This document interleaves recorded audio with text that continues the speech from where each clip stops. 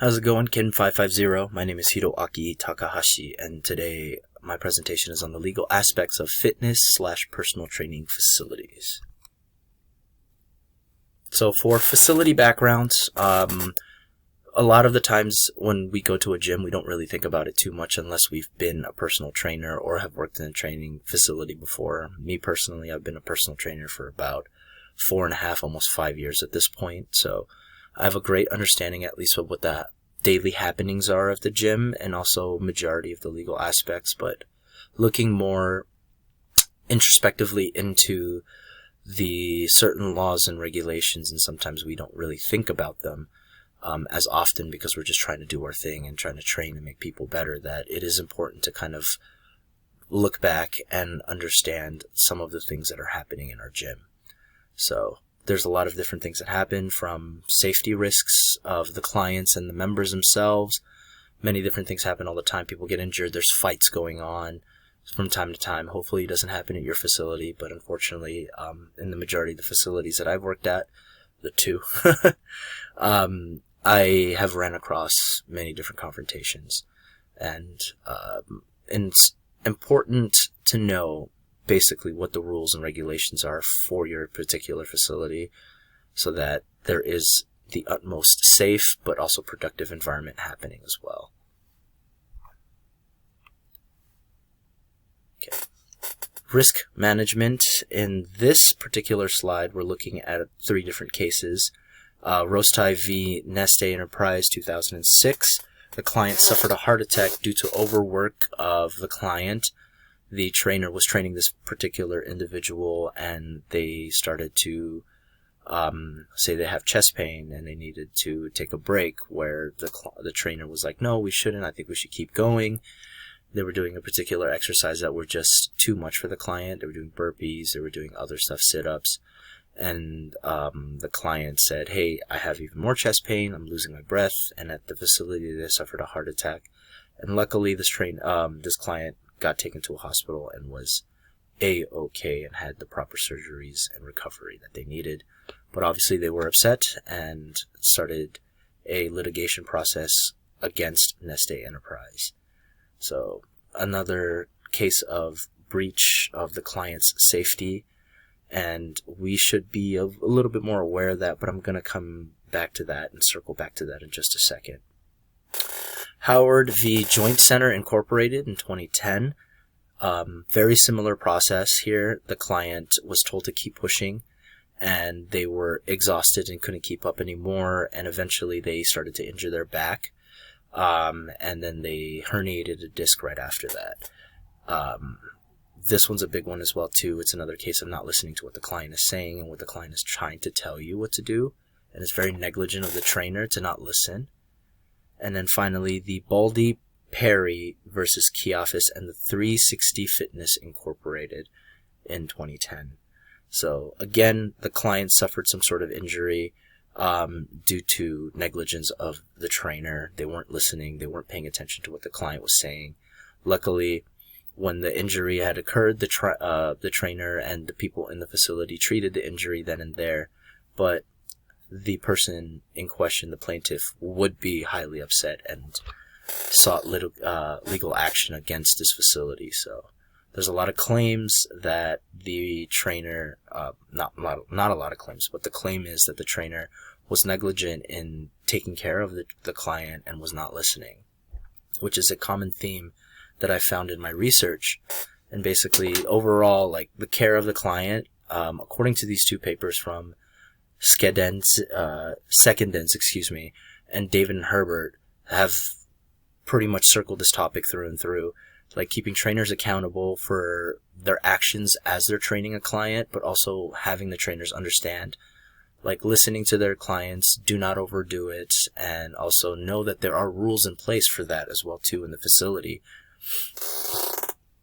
and not breaching care of the client, and understanding, hey, this needs to be an overall safe environment, is what Sekendens has also cited in their paper as well. It's something that is huge in most personal training facilities, because they're entrusting you as the professional to do the right thing.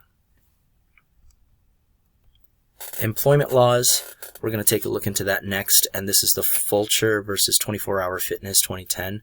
24-Hour Fitness is going to pop up twice, including this particular case. It's not a dig against them, it's just the research that I have found while looking into this particular topic.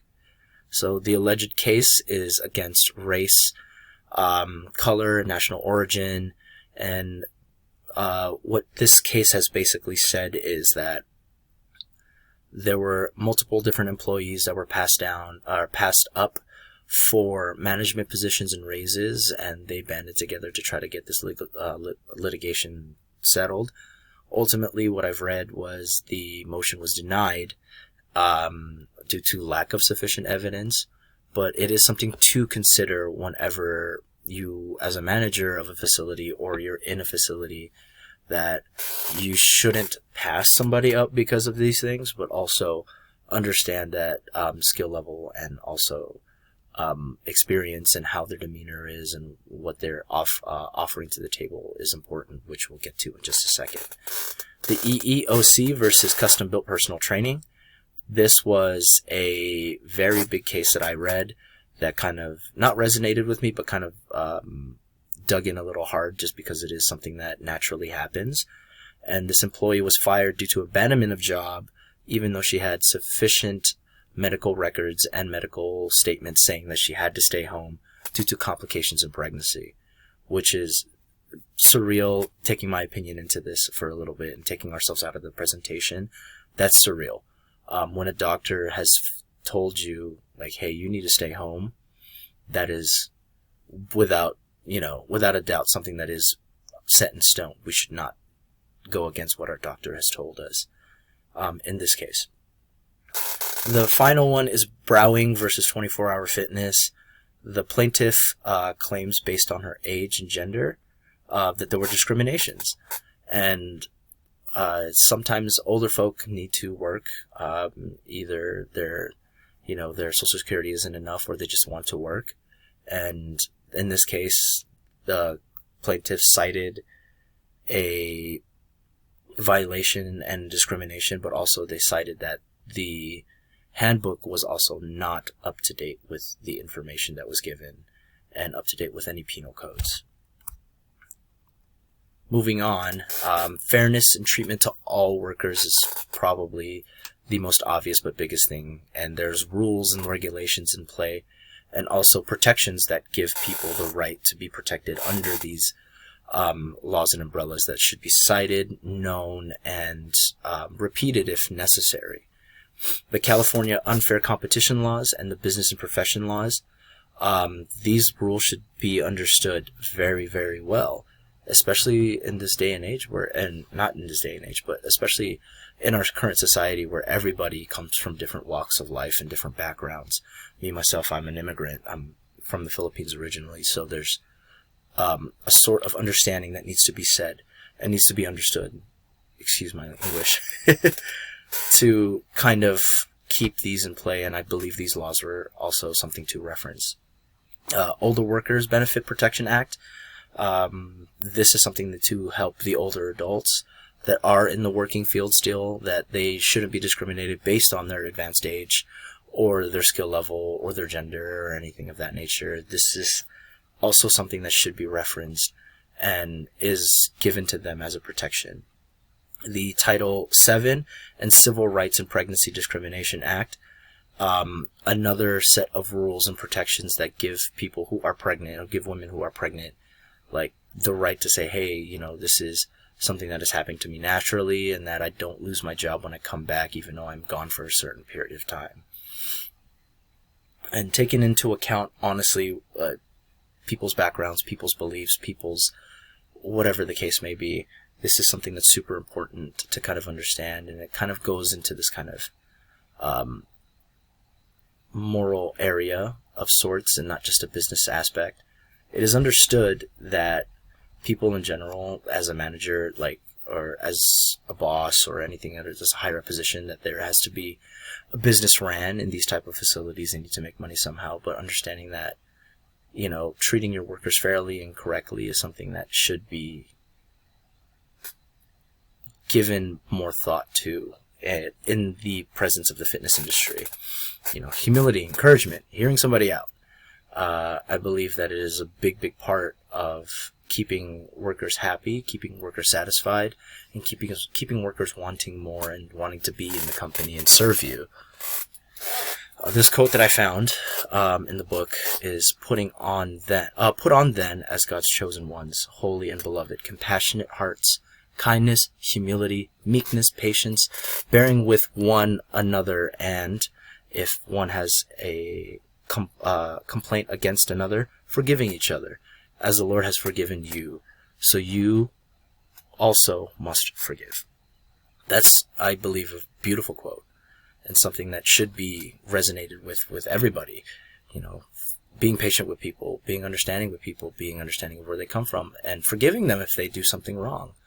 That's a big thing. And as a manager, if you found that in a trainer and they were genuinely just trying to help, forgiving them and being patient with them and telling them and referencing all the things that they did wrong, in the case of the law, but also in the case of people to people, and ultimately forgiving them, and they will learn something. Well, is the hope that they learn something.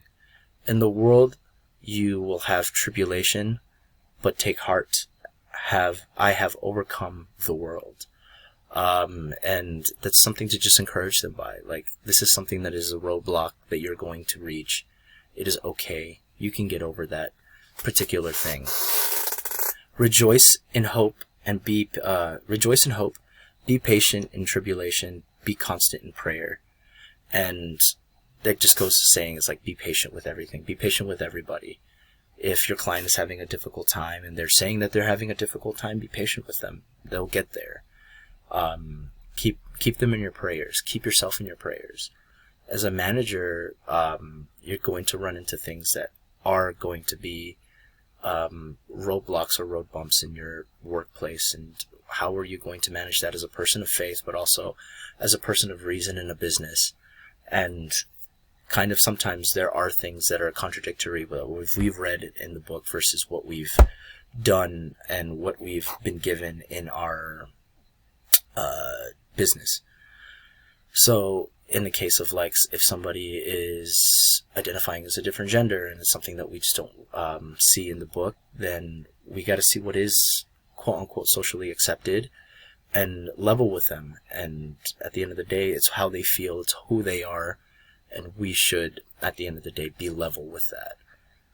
Even though it goes against our faith, it may lead you to, even though we want to stick strong to our faith, it may lead you down a path of something that is going to be something in these cases that we've read against in discrimination.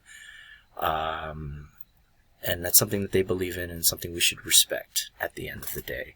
So I believe that there is a workaround around it, but it's also keeping strong to what you believe in, but also understanding what the people around you are going through is the biggest thing. That is the end of my presentation. Hope you guys enjoyed it, and hopefully you've learned a few things from the fitness facility that's a little bit more introspective than what we are always used to.